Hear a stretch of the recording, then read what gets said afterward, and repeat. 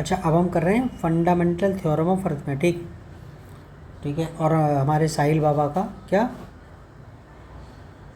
साहिल बाबा उसका मैथमेटिक्स, ठीक है ना, -2000 पे लेवल है। क्या है? -2000। ठीक है। ये कौन सा लेवल हो गया?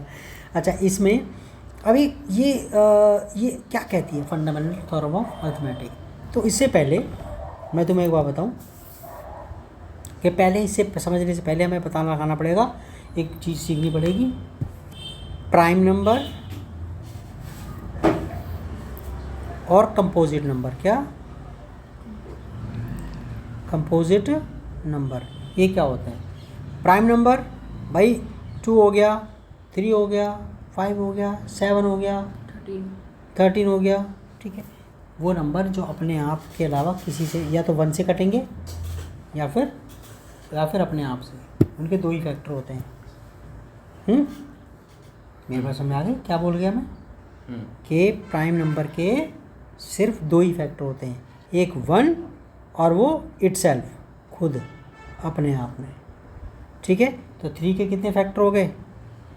3 के फैक्टर 2, एक तो 1 और एक 3, इसके 2 ही फैक्टर होंगे, ठीक है। अच्छा, अब आ गया कंपोजिट नंबर। कंपोजिट नंबर जो है उनके मोर देन क्या, मोर देन 2 फैक्टर्स, ठीक है, मोर देन 2 फैक्टर्स। अच्छा, इसके मोर देन 2 फैक्टर, जैसे जो सबसे पहला कंपोजिट नंबर है वो है 4। तो 4 के आपके पास 2 फैक्टर हैं, एक तो 1 और 4 तो पक्का होगा, 2 भी है, 3 फैक्टर हो गए ना। अगला कंपोजिट जो नंबर है वो 6 है। क्या है? 6। तो 1 और 6 तो पक्का हो गया, इसके फैक्टर 2 भी है और 3 है। तो कंपोजिट नंबर जिनके एक से ज़्यादा फैक्टर होते हैं वो हमें पता है, ठीक है, प्राइम नंबर्स। तो अब ये कह रहा है, अब फंडामेंटल थ्योरम ऑफ अर्थमेटिक, अब बता रहा हूँ तुम्हें कि क्या मुसीबत है ये, क्लियर?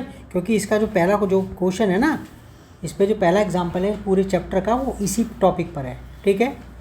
तो ओके जी, अब मैं इस पर देख, ये क्या कहती है फंडामेंटल थ्योरम ऑफ अर्थमेटिक, ये कहती है, मैं इसे FT बोलूँगा, क्या बोलूँगा, बड़ा लंबा नाम है FT। क्या कहती है कि आप किसी भी कंपोजिट नंबर को, कोई कंपोजिट नंबर को आप कैसे लिख सकते हो, प्राइम नंबर के फैक्टर के प्रोडक्ट की फॉर्म में। जैसे 4 है, 4 के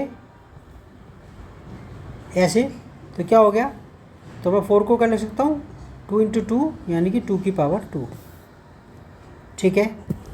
अब अगला आ गया 6 आ गया।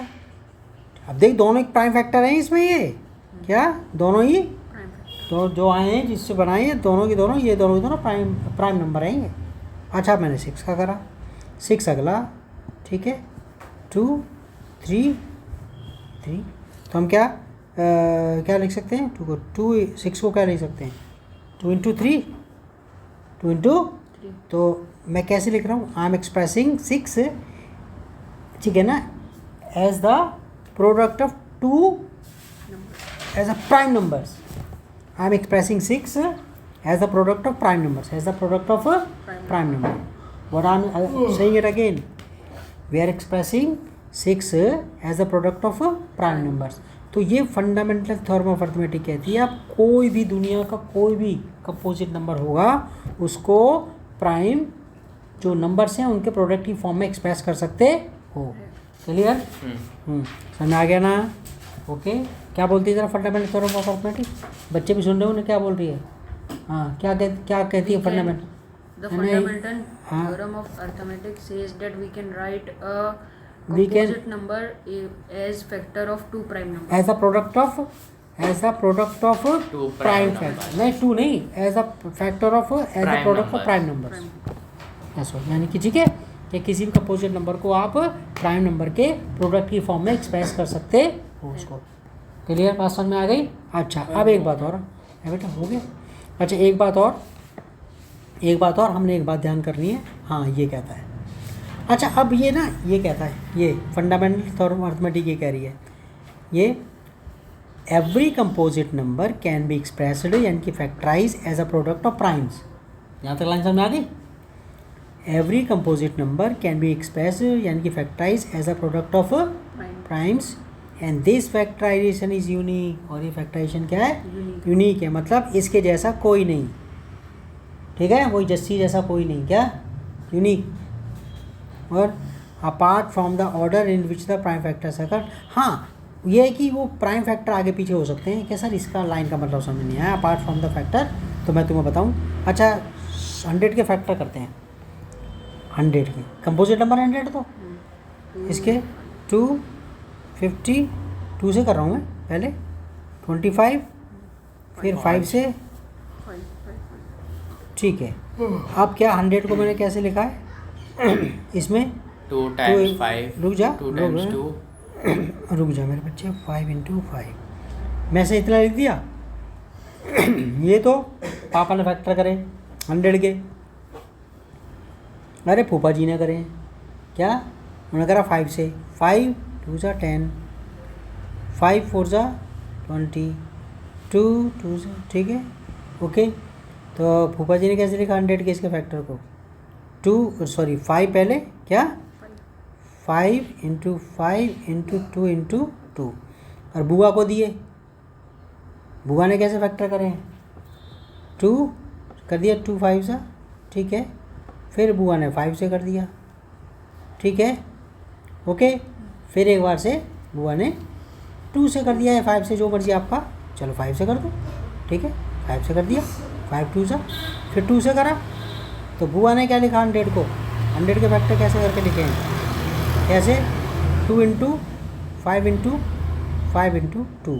क्या बात पता लगी है हमें? ये बात पता लगी है कि इसके अंदर 100 के प्राइम फैक्टर फिक्स हैं। 2 2 बार आ रहा है और 5 2 बार आ रहा है। 2 2 टाइम्स आ रहा है और 5 भी 2 टाइम्स आ रहा है। इस वाले में भी जो फूफा जी ने करें उसमें भी 5 2 टाइम्स ही आ रहा है, 2 भी 2 टाइम्स आ रहा है। बुआ ने करें 2 भी 2 टाइम्स आ रहा है। ठीक है, तो यानी कि यूनिक है। जो 100 के यानी ये कंपोजिट नंबर है उसके प्राइम फैक्टराइजेशन क्या हैं? वो यूनिक है। This factorisation is unique. कमियाँ ज़्यादा नहीं हो सकती। ये थोड़ा नहीं मम्मी फैक्टराइज करेगी तो 2 3 बार आ जाएगा, नहीं ना, उतनी बार ही आएगा। हाँ, आगे बोल रहा है apart from the order in which the factors occur. हाँ, ऑर्डर उनका आगे पीछे हो सकता, अपार्ट होता को छोड़ करके, क्या? तो ये ना देख दे, 2 यहाँ पर पहले आए, 5 2 तो 5 5 इसमें आए, यहाँ पर 5 पहले आ गए और 2 तो ये बाद में आए। तो यहाँ पर 2 एक आ गए, 5 आ गए, यहाँ पर 7 7 आ गए। तो यानी कि ये यूनिक, यानी कि ऑर्डर यूनिक नहीं है। बाकी का नंबर ऑफ प्राइम फैक्टर्स कितने आएंगे वो यूनिक है। हाँ, वो आगे पीछे हो सकते हैं, उनका ऑर्डर यूनिक नहीं है। ऑर्डर यूनिक नहीं है, ये वाली बात कह रहा है। ठीक है ना, फंडामेंटल थ्योरम ऑफ अर्थमेटिक अभी तक समझ में आ गया है। ठीक है ना, ओके। तो हम क्या करेंगे,